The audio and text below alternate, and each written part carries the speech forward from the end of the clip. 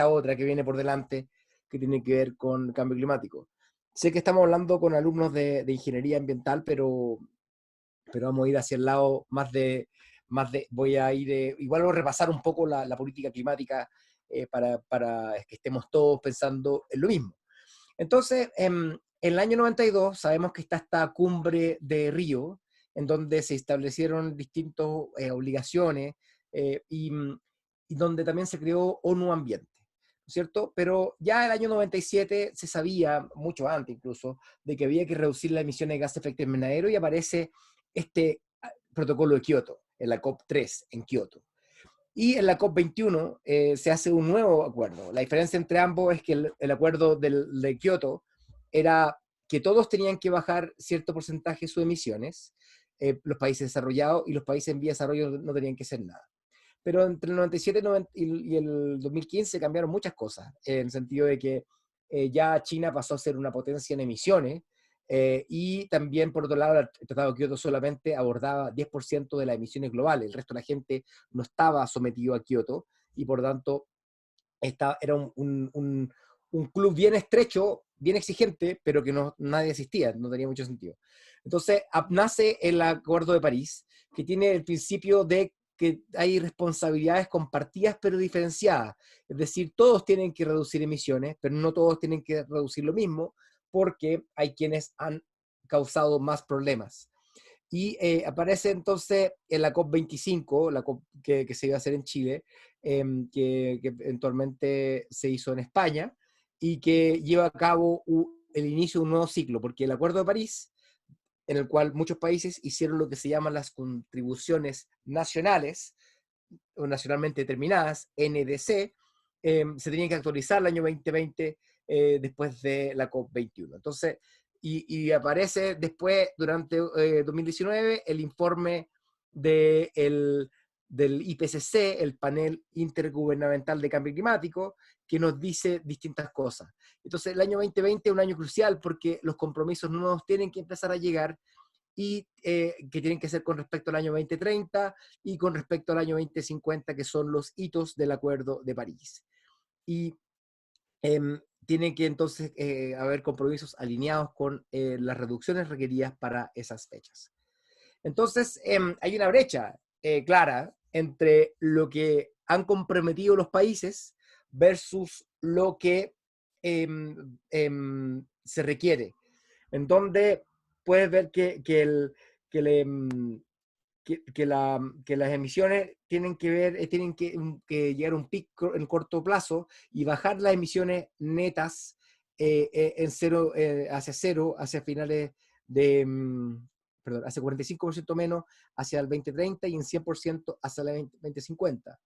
Y esto se da para evitar varios extremos en temperaturas que ustedes saben que son problemáticas, porque a mayor temperatura se propagan mejor las enfermedades, hay mayores olas de calor, mayores temperaturas significan que la cantidad de horas que la gente puede trabajar en el exterior baja, y por tanto los trabajos agrícolas, los trabajos de construcción se van a ver reducidos. Acá el escenario más optimista que ha desarrollado la Organización Internacional del Trabajo ha demostrado de que en lugares como el sur asiático o como el África occidental se pueden perder un 4 a un 5% de las horas de trabajo potenciales. Y eso tiene un impacto al crecimiento muy profundo, y particularmente a países que requieren un crecimiento para superar la pobreza. El aumento del nivel del mar es una tremenda amenaza. Las algas, los brotes de algas nocivos con mayor temperatura también son negativos, y en la 10ª región hubo un aumento de crecimiento de algas, en parte por salmonicultura, pero también por mayor temperatura que se dio, y por tanto una amenaza. Tormentas cada vez más intensas. Darle un ejemplo de que de las 5 tormentas más extremas del hemisferio norte, estas se han llevado a cabo en los últimos 3 años. Es decir, las tormentas son más frecuentes y más intensas. Cambios de patrones de lluvia. Pasa mucho sequía, que se reemplaza por una lluvia torrencial, un hecho que no es positivo para la gestión hídrica bajo ninguna circunstancia. La acidificación de los océanos, la mayor concentración de CO2, causa que una disolución mayor en forma de ácido carbónico, y eso hace una disolución de los carbonatos que están dentro de los corales, dentro de distintas caparazones, de moluscos, etcétera, y tiene impactos muy tremendos. Tenemos los migrantes climáticos que pueden nacer de esto. Me tocó en el tiempo que estaba en el Banco Mundial trabajar en Bangladesh. Tuvimos una reunión sobre acción climática y estamos con la primer ministro Sheikh Hasina, y ella comentaba de que 10% de la población de Bangladesh puede quedar bajo el mar en el año 2050. Significa entonces, estamos hablando en torno a 13 millones de habitantes en Bangladesh, 150 millones de habitantes a nivel global, que se migraría internamente porque el agua no basta, porque la producción agrícola no es suficiente, porque el nivel del mar hace invivible esta zona. Entonces, acá estamos hablando de palabras mayores de impactos climáticos y impactos ambientales, en donde me tocó como subsecretario ir a cargo de las delegaciones ante la OCDE, y la OCDE siempre nos presentaba estudios distintos, y hablaban de que el PIB global que se podía perder era en torno al 2060 era en torno a 1% por contaminación atmosférica. El cambio climático también causaba 1,6% de pérdida de PIB al año 2060. Entonces, en el fondo, las ganancias que un país podía lograr podían ser borradas fruto de la acción de problemas climáticos. Y acá está lo que ocurre en islas como Bermuda, Dominica, Puerto Rico, en donde el daño persistente de huracanes ha causado que el PIB del país sea impactado, que son países muy endeudados. En el caso de Chile, 55% del daño climático se ha concentrado en los últimos 3 años, en donde hemos tenido en torno a 9 mil millones de dólares de daño climático, en donde hubo PICS, por ejemplo, el año 2015, con 2,6 mil millones de dólares, y así Perú el año 2017 tuvo tremendas pérdidas de crecimiento económico equivalente fruto de impactos climáticos. Y entonces lo que ocurre es que a mayor temperatura, cuando la temperatura es más de 1,5 grados a 2 grados, se empiezan a ver efectos de magnificación tremendo. Entonces, un ejemplo, por ejemplo, de derretimiento del hielo en el hemisferio norte, ¿no es cierto?, en Groenlandia, el hecho de que una cubierta blanca que refleja luz solar se derrita y reemplace por el mar, que es más oscuro, que absorbe más energía, o el caso de simplemente superficie terrestre, causa que se acelere y magnifique la destrucción del hielo, y por lo tanto hay efectos que tenemos que evitar, que son de colapsos en general. También sabemos que la escasez hídrica es un problema tremendo. La escasez hídrica en zonas de África pueden significar una pérdida del PIB en torno al 6%, porque son economías muy dependientes de la agricultura, y mejorar la eficiencia puede aumentar el crecimiento. Eso es otro estudio que hizo el Banco Mundial. Y finalmente, cuando uno trabaja en estos temas, siempre te dicen, estás proponiendo cosas que van a frenar la economía del país, son compromisos que estamos adoptando que otros países no están adoptando, pero el New Climate Economy, la comisión del Nick Stern, quien era el economista jefe del Banco Mundial hasta hace poco, analiza cuántos son los costos y muestra que hay más beneficios que costos si es que nosotros crecemos, porque hay una demanda tremenda de infraestructura, pues esa infraestructura que hacemos, la hacemos verde, vamos a crecer más, tener menos contaminación, más empleo y más inclusión. No hay donde perderse. Eso es en mitigación. Pero en la adaptación al cambio climático, es decir, aquellas medidas que puede tomar un país, una empresa, una persona para prepararse para el cambio climático, tiene que ver muchas veces con resiliencia a desastres naturales, también encontramos que era muy buen beneficio. Me tocó trabajar en este libro que salió el año pasado, que se llama Adapt Now, que habla de que invertir en la adaptación también es un buen beneficio, porque cuando se corta la luz, no solamente se corta la luz y hay que reponer el cable que se cayó por la tormenta, sino que se pierde mucho en actividades que no operan, restaurantes que cierran, universidades que no pueden funcionar, servicios públicos, etc. Y por tanto, se ve que el beneficio-costo en hacer que la infraestructura sea más resiliente es 4 veces a 1. Pasa lo mismo con sistemas de alerta temprana, en donde, por ejemplo, saber que viene una tormenta mejor, saber que viene una sequía, nos permite tener 10 veces más beneficios que costo. Proteger la agricultura con resiliencia, con cosechas más resistentes, adaptadas y localizadas en las zonas que corresponden, con irrigación más eficiente, también tiene grandes beneficios. Proteger los ecosistemas costeros, en particular manglares, y hacer más eficiente el uso de los recursos, también tiene un beneficio. Entonces, por tanto, este libro nos dice que hay que invertir también en adaptación al cambio climático, y esto es lo que tienen que hacer los países que no son tan culpables de las emisiones, pero que sí van a ser impactados muy importantemente por los problemas climáticos. Entonces Chile, en este baile, entra con una de las mayores intensidades de extracción de recursos naturales de la OCDE, el doble. Es decir, necesitamos sacar más de 2 kilos de material por cada dólar que sacamos de PIB. Y entonces, por tanto, tuvimos que cambiar la forma en que estábamos llevando a cabo las cosas, y quiero comentarles, puede que me la compren, puede que no, pero que el año 2014 sí hubo un cambio de paradigma, en donde se inició una revolución energética. Porque si se acuerdan del año 2011, 2012, 2013, todo Chile está polarizado, o sea, era 80% que estaba en contra y 20% a favor, pero estábamos polarizados entre el futuro energético del país. O era Carbón Grande, era Hidroaicén, era Mediterráneo, era Río Cuervo, eran o grandes proyectos termoeléctricos o hidroeléctricos, donde la solución renovable era menospreciada. Pero iniciamos una revolución energética. La presidenta Bachelet, cuando me llamó para ser subsecretario en su momento, me dice: yo quiero que ustedes trabajen con energía, no estén peleando, porque en el fondo históricamente energía y medio ambiente pelean. Y empezamos cada uno haciendo su pega, contribuyendo. Uno de los temas que hicimos fue el impuesto verde, el principio del que contamina paga, en donde se hicieron para autos. Entonces hoy día, si tú compras un auto nuevo a partir de 2015, pagas un impuesto verde en función de sus emisiones, y eso ha significado que la contribución de los vehículos más contaminantes ha bajado.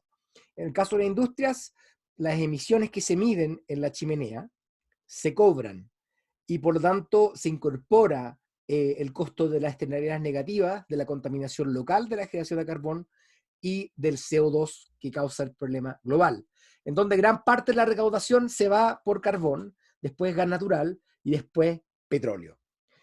También, para llegar a esto, hicimos una norma de emisiones termoeléctricas. Se publicó el anteproyecto en 2009, como gobierno de Piñera 1 lo implementa, 2011 entra en vigencia en diciembre de 2013 y nos toca a nosotros implementarlo en forma plena.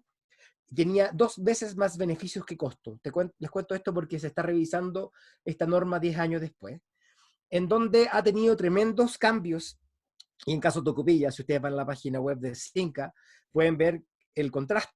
Yo era académico y el año 2009, y me contactó un operador de una planta que trabajaba en Tocopilla, y me decía: oye, nosotros apagamos los sistemas de control de emisiones, cuando viene el inspector lo prendemos. Y eso me parecía horrible, y claramente dañó mucho la imagen. En la foto del 2017 la tomé yo en Tocopilla, y cuando fue a visitar en febrero las instalaciones del controles de combustión, y lo que ocurrió es que esa central ahí estaba encendida y simplemente no tiene las emisiones de antes, demostrando que se podía dar vuelta a esto. En suma, cuando estuvimos trabajando en los planes de descontaminación, incluido Osorno, debería venir pronto de Puerto Montt, pusimos una estación de monitoreo en Alerce, se redujeron las enfermedades por consultas de urgencia a la mitad en el periodo 2014 hasta el 2017. Es decir, tuvimos un cambio importante de la contaminación que ha traído mejor aire, a pesar de que todos reconocemos que hay problemas en el sur todavía. Pero lo importante es que creamos condiciones para nivelar la cancha, en donde hicimos un impuesto verde que encarece la operación, hicimos una norma de emisión que encarece la inversión, hicimos subasta energética que permitieron abordar y fomentar las energías renovables, en donde subió de 3 a 20% el peso de energías renovables no convencionales, y también hoy día emerge el tema del hidrógeno verde para poder llegar a ser carbono neutral, porque es tanta la energía eléctrica solar fotovoltaica que tenemos, es que, es que tenemos que encontrar formas distintas de poder aprovecharla mejor. Una forma es producir hidrógeno verde, fruto de la energía solar y eólica. Chile se transformó en una potencia global de energía renovable, en donde es el número uno en inversión per cápita en países en vía de desarrollo y el mercado número uno del ranking de Climate Scope de Bloomberg New Energy Finance, fruto de este tipo de inversión. El problema hay que seguir con esto, no hay que sentirse dormido en los laureles, hay que seguir avanzando. Una forma de poder avanzar es el cierre termoeléctrico adelantado por carbón. La presidenta Bachelet anunció este acuerdo cuando dice que hay que trabajar y construir y dialogar. Y quiero decir que es muy importante lo que ella dice ahí, porque el problema que hay con el tema de los consensos versus buscar soluciones en forma unilateral es que cuando se construyen las cosas con consensos, hay que llegar a un consenso para deshacer ese acuerdo. Y entonces cuando queremos hacer consensos pegados con chicle, se deshacen. Nosotros podríamos haber dicho el 2030 se cierran todas las termoeléctricas a carbón, pero no era ningún tema vinculante. Por lo tanto dijimos que conversemos. Se llegó al 2040 como acuerdo. Me habría gustado que fuera el 2030, pero todavía podemos seguir conversando y seguimos sentados sobre la mesa. Pienso en lo personal que acelerar el cierre de termoeléctricas de carbón al 2030, aumentando el impuesto verde, va a permitir que se invierta más energía en Chile y fruto de que no hay nuevas demandas por la falta de crecimiento del país, no hay incentivos para nuevos contratos y por tanto no hay incentivos para nueva generación renovable. Y si nosotros cerráramos en las termoeléctricas aceleradamente, podríamos invertir más y seguir sumando energía más barata. Se viene una revolución de almacenamiento, les quería comentar, en el sentido de que ya las islas están viendo los beneficios de subastas energéticas que son para energía de día, que se captura y se almacena en batería y se entrega de noche. Me tocó visitar en Puerto Rico también este tipo de instalaciones. Y aparece el año pasado otro hito en que empieza a ofrecerse energía solar fotovoltaica, en el caso de una isla en Guam, en donde los costos energéticos subastados nocturnos de energía solar almacenada son más baratos que cualquier otro medio. Estamos hablando en torno a $30 por megawatt hora, es decir, es más barato que el carbón existente de una central existente. Si este tipo de tendencia se da, va a significar una muerte del carbón y los combustibles fósiles en el corto plazo. Y esto trae consecuencia entonces en la electromovilidad, en donde aparece Chile también con más de 500 buses eléctricos operando como un potente líder en flotas eléctricas y que espero, y estoy trabajando con la empresa BYD, se pueda ver esto en regiones en el corto plazo, en donde lamentablemente el uso del automóvil es muy por sobre Santiago. Y entonces lo que les comentaba es que si todos hacen lo que comprometieron en el Acuerdo de París, se viene algo bien potente que va a se va a requerir mucho más materiales para poder hacer esto. Una turbina eólica requiere mucho cobre, acero, concreto, y son cada vez más grandes. Las baterías de ion litio para almacenamiento eléctrico, para los autos eléctricos, para los buses eléctricos, requieren níquel, cadmio y manganeso, cobalto, aluminio, cobre. Y eso va a significar que en el futuro va a haber una demanda mucho mayor de minerales que nosotros tenemos. Por el solo hecho de los mayores materiales requeridos para paneles solares, turbinas eólicas, se requiere un aumento 7% de la producción de cobre global, grafito 400% y litio casi 1000%, es decir, 10 veces más. Es fundamental que esto se haga no a costa de las comunidades. Hay conflictos emergentes en San Pedro de Atacama con respecto a el conflicto entre la extracción de litio y las empresas de automóviles y las comunidades locales. Y por tanto hay que empezar a hacer que este litio no sea sucio y que tampoco el cobre sea sucio. Entonces uno pensaría que viendo esto, deberíamos estar súper felices, porque viene por delante algo importante. Lamentablemente, el cortoplacismo de algunas empresas impide que estos datos tan objetivos que hizo el Banco Mundial en el tiempo que estuve yo, no lo tomen tan derechamente. Sin embargo, hoy día se parece que hay una meta de Estado, y hay cada vez más países que están sumando a reducción en emisiones netas al año 2050. Y eso es bueno y un consenso que tenemos.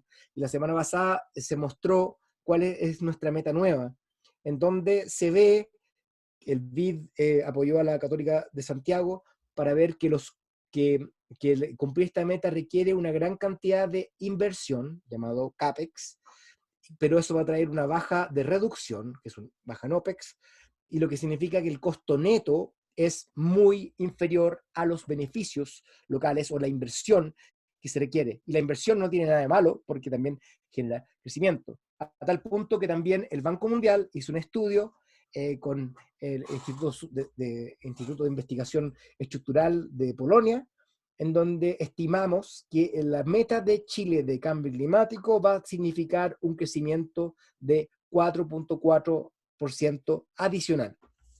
¿Y cómo se va a lograr esto?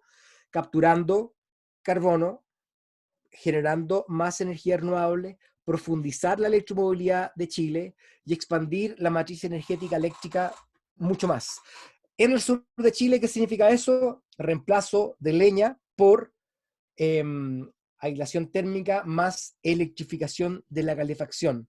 La proyección de costos de energía, más de tecnología, más aislación térmica, nos indican que sería el camino que podría tener el caso de Puerto Montt, el caso de todo el lago Yanquihue y otras zonas por el estilo. Entonces, como conclusión, quería comentar que invertir en adaptación y mitigación tiene rentabilidad económica. La mirada a largo plazo es lo que tiene que empezar a incorporarse. Las metas de descarbonización, y Chile traerá sorpresa en el sentido que más crecimiento y más inversión y menos costos. Y también comentarles de que la revolución cero emisión es inevitable, pero llegará a tiempo, es la gran pregunta. Último comentario, esa foto que aparece ahí es una foto, y pueden reconocer al ministro Larraín de Hacienda. Esta es la coalición de ministros de Hacienda por la acción climática. Esto probablemente es los temas que más potentes que me ha tocado trabajar, porque me tocó armar esta coalición, reclutar a Chile, reclutar a Finlandia y reclutar a más de 50 ministros de Hacienda. Ustedes me conocen porque no me llevaba muy bien con los ministros de Hacienda. Pues bien, con esto me lleva bastante bien y hicimos lo que se llaman los principios de Helsinki. Los llevamos a Finlandia, juntamos con los asesores directos de los ministros de Holanda, de Francia, de Alemania, de Reino Unido, de Chile, de India, etcétera, y nos pusimos a pensar qué puede hacer el Ministerio de Hacienda para poder apoyar la acción climática y no estar, como el caso mío, peleando con el medio ambiente. Y lo que lograron esos principios son, número uno, alinear sus actividades al Acuerdo de París, es decir, invertir y fomentar que el Acuerdo de París se cumpla, es decir, cero emisiones netas al 2050. Eso significa que no se pueden subsidiar empresas fósiles, no se pueden invertir en carboneras nuevas. Segundo, trabajar juntos. Ninguno de estos señores tiene la bala de plata para poder decir cómo se hacen estas cosas. Tercero, ponerle un precio a la contaminación. Cuatro, tiene que ver con incorporar el cambio climático en la inversión pública, en la planificación macrofiscal. Vean el caso de los países que no han planificado qué significa tener petróleo y no poder venderlo, y el desastre que significa esto para Venezuela y otros países. Entonces hay que tomarse en serio de que también hacia el futuro, sin uso de combustibles fósiles, los países tienen que estar planificando. Quinto, incorporar en el sistema financiero el cambio climático, y así como hay un montón de reguladores de bancos centrales y reguladores financieros que han obligado a que los países declaren sus riesgos climáticos. Estamos hablando de casi 60% del PIB global está administrado por mercados regulados por las personas que le acabo de decir, y esta sala del Banco Mundial, donde está en distintos actores, el presidente del Banco Mundial, mi antiguo jefe, ¿no es cierto?, mi antigua jefa, y Antonio Gutiérrez, que se ve detrás, el jefe de la ONU. Ellos administran 10% del PIB global. y por tanto lo que ellos pueden hacer es muy importante. Entonces, en vez de estar peleando con el medio ambiente, trabajar con el medio ambiente y hacer realidad una promesa que está en papel, que hemos visto en ciertos atisbos, pero que realmente puede ser el corazón del crecimiento de los países. Y por tanto, en este contexto de coronavirus, cualquier solución de reactivación que no incorpore centralmente la acción climática va a ser inaceptable, particularmente por los compromisos que ha llevado a cabo Chile en esta materia. Eso sería mi presentación. Muchas gracias.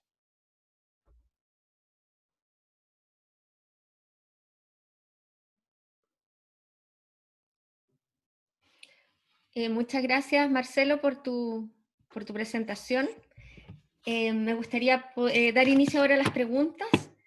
No he recibido preguntas escritas. Por favor, si alguien quiere la palabra, podemos darla también. Si alguien prefiere hacer la pregunta a viva voz. Para eso tienen que abrir sus micrófonos, el que tiene habilitado eso, y si no, me levantan la mano y yo se los puedo abrir, o bien me la envían por el chat de preguntas.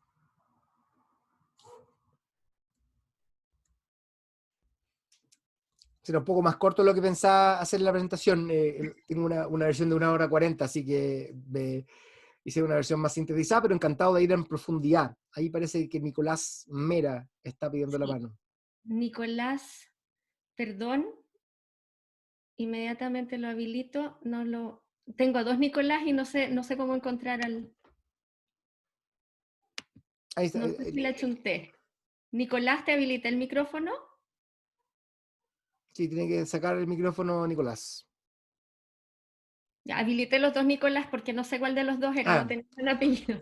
ya. Nicolás dice qué opina de la baja del precio del carbono y qué oportunidad abre para la energía renovable. Es peligroso lo que está pasando. Es peligroso porque hay dos cosas que pueden pasar. Trump, en su populismo eterno, va a querer subsidiar una industria que ya está moribunda. Entonces, por tanto, hay un problema ahí porque sería un pésimo precedente. Europa no va a hacer eso y no corresponde. Yo creo que esto nos abre la oportunidad de aumentar el impuesto verde al precio que corresponde, de manera que no impacte a las cuentas de la gente, pero que permita recaudar más al Estado, fruto de la baja del precio. Ayer estaba hablando con un amigo de reciclaje, me comentaba que el reciclaje como tal va a ser impactado porque como el reciclaje compite con el material virgen, el plástico virgen va a ser muy botado en precio y va a ser mucho más caro el plástico reciclado en comparación. Entonces es peligroso, pero también dice relación con que los países tienen que entender de que hoy día están vulnerables a la baja de demanda de combustibles fósiles, que se dio tangencialmente por este coronavirus, pero que puede aparecer en el corto plazo. Y es más, estamos claros de que este es un antes y un después, y probablemente habiendo visto los beneficios del teletrabajo, vamos a empezar a ocupar teletrabajo mucho más. Entonces, por lo tanto, esto va a ser unos 2-3 años de demanda de combustibles fósiles menor, porque vamos a estar con actividades más reducidas. Así que yo creo que es peligroso, pero manejado bien puede ser bueno, ¿ya? ¿Cuál es el comportamiento de las emisiones de Puerto Montt y qué es factible disminuirla a largo plazo? Hay que separarlo en dos aspectos. Esto pregunta David Silva. Dos aspectos. En contaminación local, Puerto Montt está saturado por contaminación atmosférica. Necesitas una cierta cantidad de años oficiales y una certificación de la Superintendencia de Medio Ambiente para lograr esto, y así también alerce. Y por tanto faltan un par de años más de mediciones para poder decir que en 3 años está superado. Y por tanto, lo que corresponde es hacer un plan de descontaminación de Puerto Montt. Las fuentes fundamentales, yo me aventuro a decir, son, número uno, leña, como podrían pensar, pero en menor medida industria y automóviles. Entonces, por tanto, el plan de descontaminación va a decir relación con reducir este material particulado, que en parte causa el derretimiento de los glaciares en su forma de carbono negro hollín. En cuanto a emisiones de CO2 regionales, da la sorpresa de que el uso de automóvil amplio de Puerto Montt causa que tenga una huella de carbono proporcionalmente más alta a lo que uno podría pensar, y por tanto es mayor a la de Santiago. el promedio nacional es de 5 toneladas de CO2 al año, Santiago 2,8, fruto del metro, y en el caso de Puerto Montt, por el uso de automóvil, no me acuerdo el número, pero creo que era 7 u 8 toneladas de CO2 por año. Al caso más extremo, Punta Arenas con 20 toneladas de CO2 por año. 20 significa que es equivalente a Estados Unidos. Y en el caso de 9, en Puerto Montt, equivale a China. Entonces, por lo tanto, hay que empezar a ver cómo empezamos a reducir esa huella de carbono y, por tanto, se requiere una expansión del uso de transporte público en desmedro del transporte privado. La implementación de vehículos eléctricos, pregunta Javier Espejo, por transporte público en la región. ¿Qué tan en corto plazo se estima y qué implicancias tiene el costo de los usuarios y la cantidad de flota existente? Es decir, ¿se gestionarán además recorridos y periodos?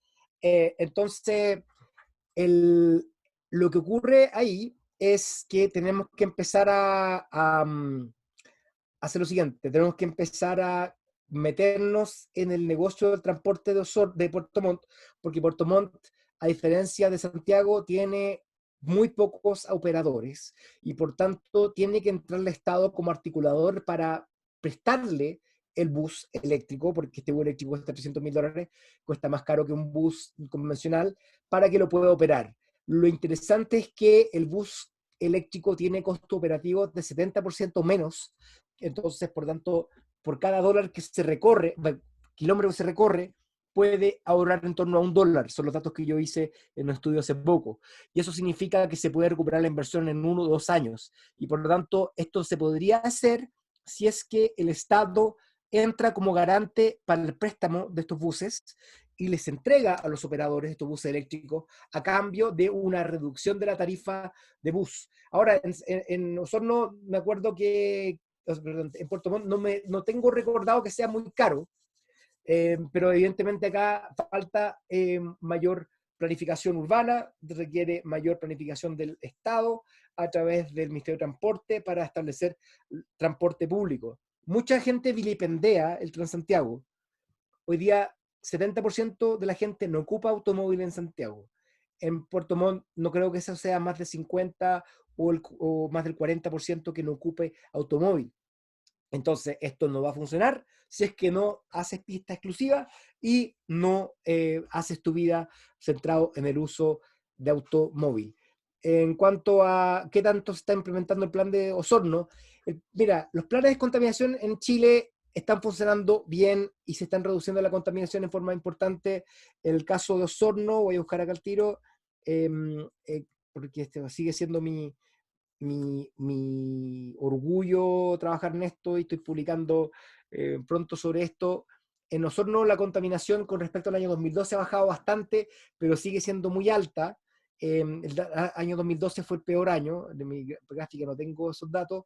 Se ha bajado un 34% desde el 2013 la contaminación de Osorno, que no es malo, pero falta mucho. El problema que tuvimos es que tuvimos un alcalde que era hostil frente a nuestro plan de descontaminación, hizo un plebiscito en donde con falsas preguntas, nosotros no queríamos prohibir la leña y cosas por el estilo, y al final salió bien debilitado la fuerza nuestra para poder hacer plan de descontaminación, y lo que falta hoy día es que se financien los programas de recambio de calefactores y aislación térmica de vivienda, y que el gobierno regional apoye esto en forma decidida. Eso es lo que falta para seguir avanzando, pero en 33% de reducción no es tan malo, porque estamos hablando que hoy día hay mucho menos impactos ambientales en las personas y se nota en las enfermedades respiratorias.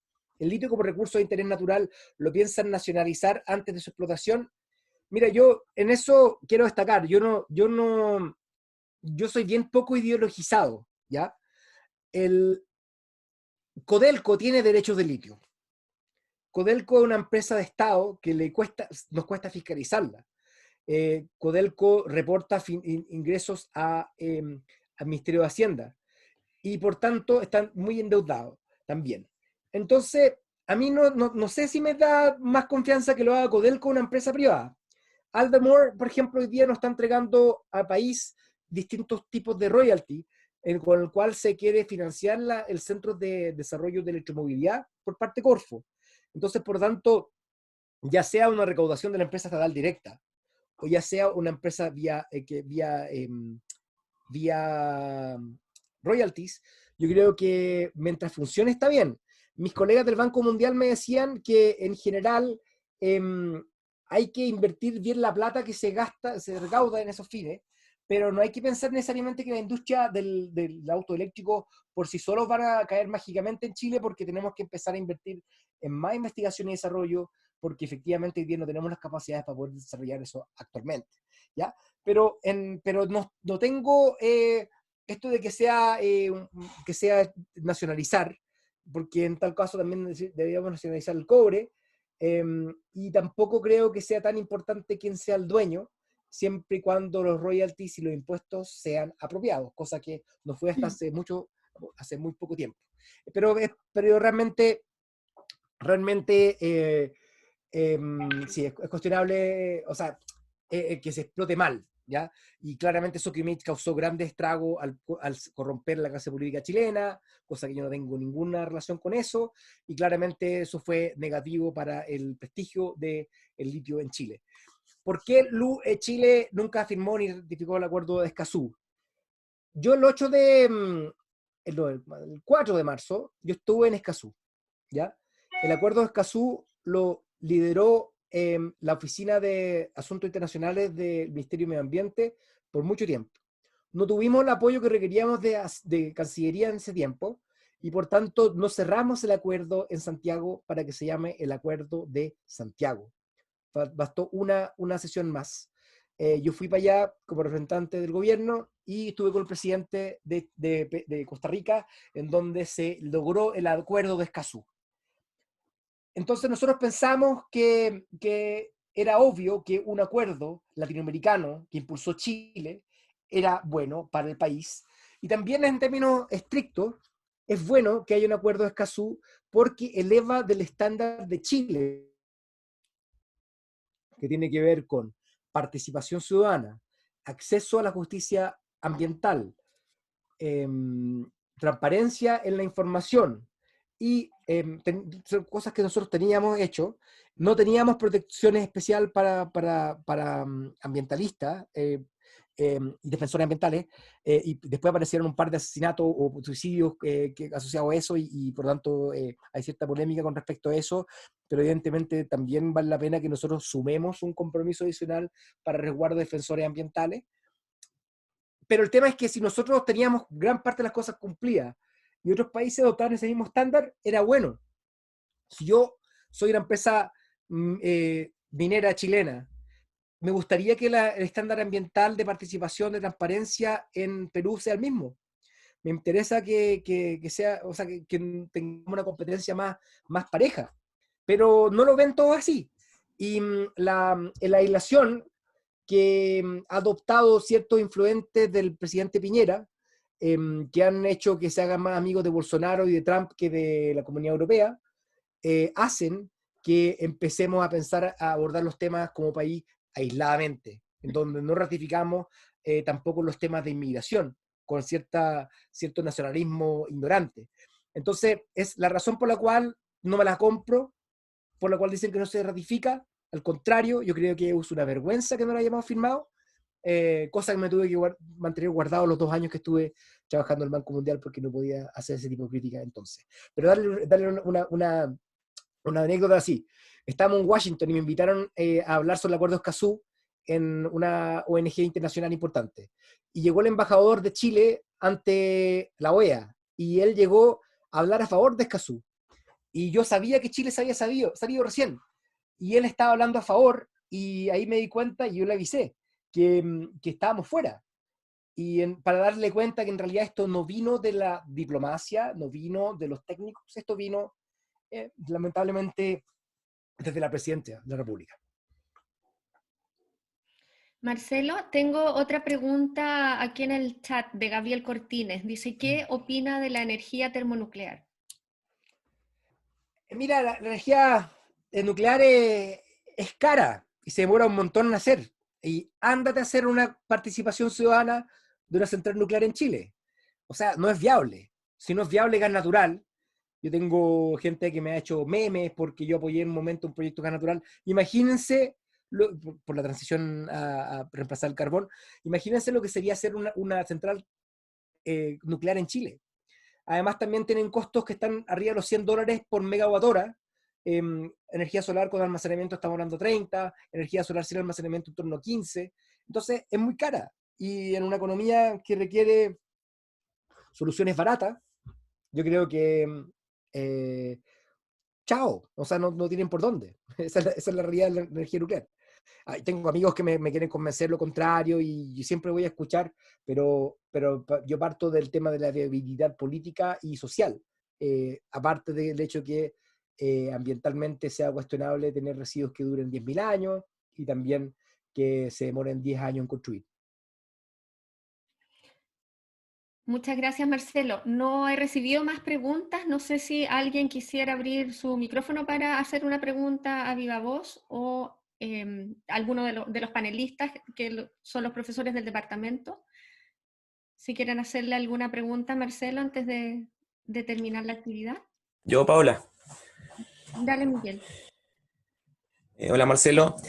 Desde un poquito desde la ingeniería ambiental, me gustaría preguntarte cómo de alguna manera podemos compatibilizar las acciones que buscan bajar emisiones, por ejemplo, como los proyectos de energías renovables, y el impacto ambiental asociado a las comunidades y los territorios. Uh-huh. Me parece que ese es un tema que no se conversa, no se habla. Yo pienso que a lo mejor desde el CIA pudiese recogerse algo por ahí, pero me gustaría de tu mirada que nos puedas más o menos decir qué crees tú que es conveniente ahí trabajar. Sí, entonces, y el sistema de evaluación de impacto ambiental está hecho para decir que sí, ¿no es cierto? Eso es un problema que tiene hoy día. No está hecho para poner condiciones. Y es un problema actualmente porque en el fondo, cuando tú quieres mandarle un frenazo a algún proyecto como Dominga, como las tronaduras de mini invierno, el sistema colapsa en el sentido de que no están acostumbrados a que uno quiera, o sea, que frente a los antecedentes que se entregan, adopte ese tipo de posición. Ya, pero yendo al tema de renovable. El año pasado se quería introducir una modificación media ignorante por parte del Ministerio de Economía para poder hacer que los proyectos no tuvieran un umbral mínimo de ingreso al sistema de evaluación de impacto ambiental, que hoy día está en 3 megas. Y me llegaron comentarios de todas las empresas, nadie lo estaba pidiendo, nadie lo estaba pidiendo. Era una cosa que la empresa le pareció súper complicado, las empresas generadoras convencionales, las renovables, y había una visión media ignorante por parte del ministerio de que eso significaba menos trámites. Pero por otro lado, las empresas solares, eólicas, decían, no, pues, a nosotros nos gusta tener la licencia social, nos gusta que haya una participación ciudadana, porque podemos recoger las inquietudes de la población. Y cuando queremos acortar camino, la participación ciudadana, nos engañamos porque se da vuelta esto. Y hay sin número de aspectos en los que eso pasó, incluido Mini Invierno, incluido un montón de empresas, de proyectos, de temas de inmobiliarios. Entonces, por lo tanto, yo creo que lo que hay que hacer, la experiencia que yo vi, que proyectos grandes que se llaman mejor, es que una participación temprana permite recoger las inquietudes tempranamente y también compartir los recursos. Me tocó trabajar en la inauguración de los cururos, que está en la cuarta región, energía eólica. Y estaban toda la comunidad ahí. ¿Por qué? Porque ellos recibían plata por el arriendo de los terrenos. Les cuento también, en la séptima región, mi suegro está arrendando su terreno para energía solar. Y lo que no da el campo da hoy día el sol. Entonces, en el fondo, ahí es mucho más fácil tener el apoyo de la comunidad, que no sea a costa de ellos, sino que sea con ellos. Y no es caro. O sea, en el fondo, esa es la diferencia.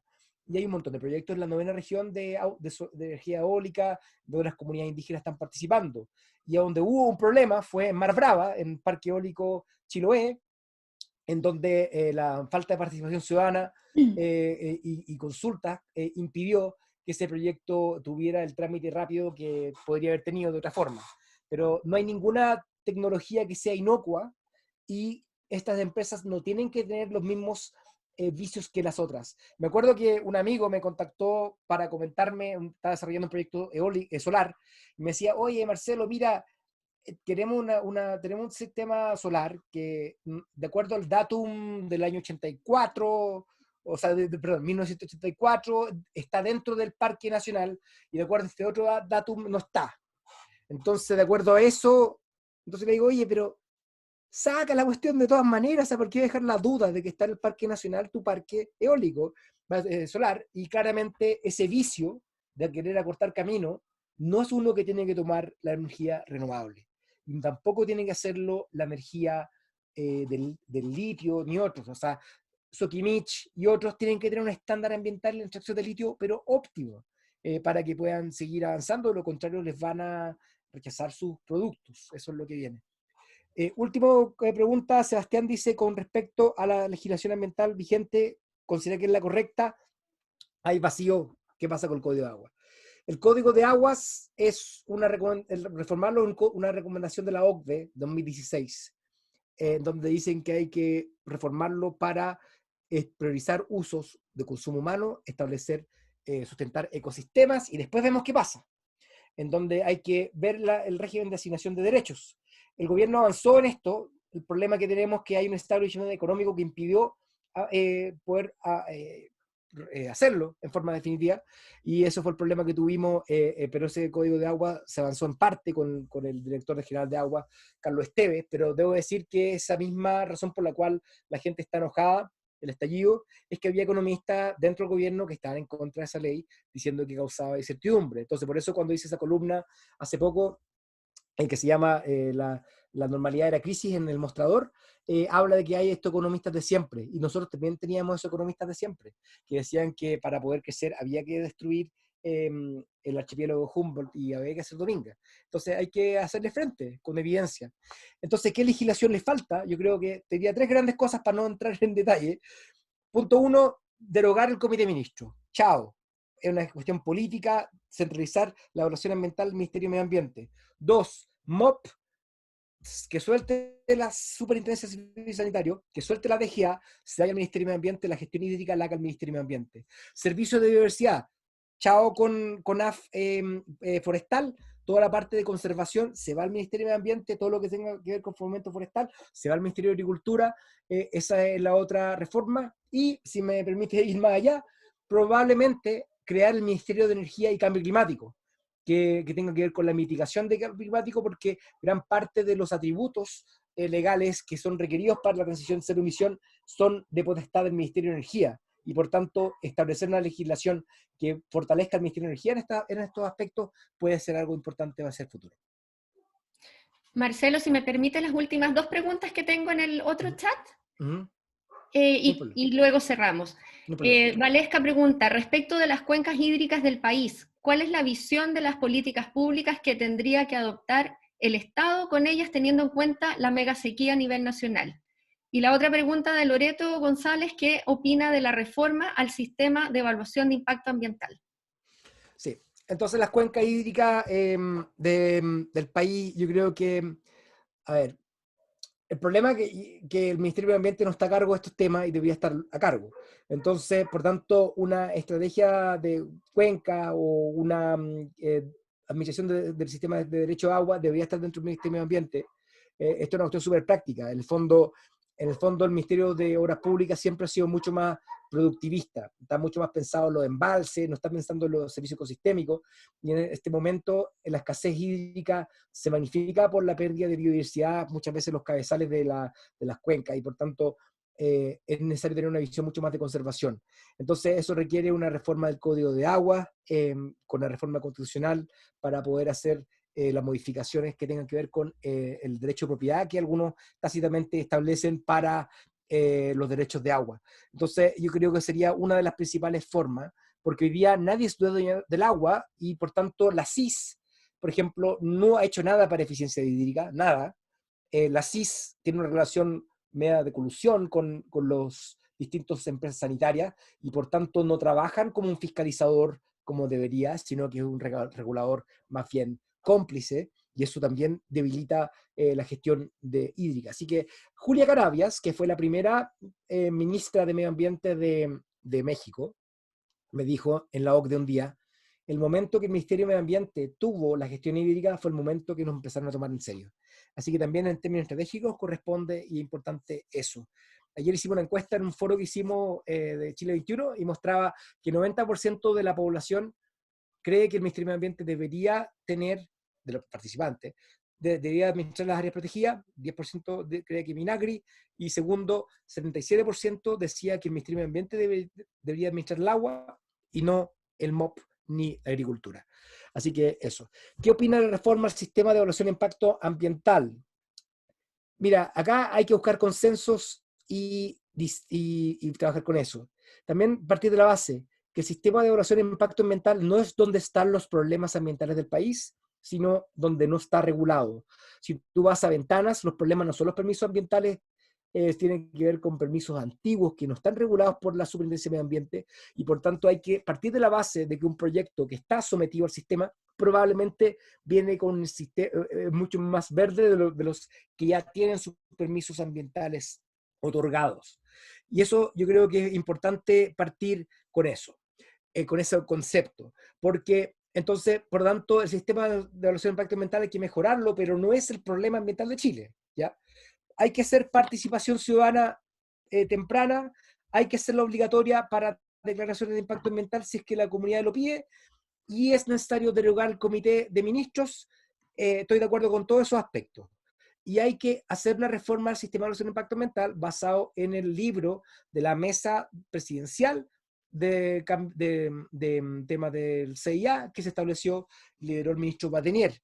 Y esa es la reforma que hay que hacer.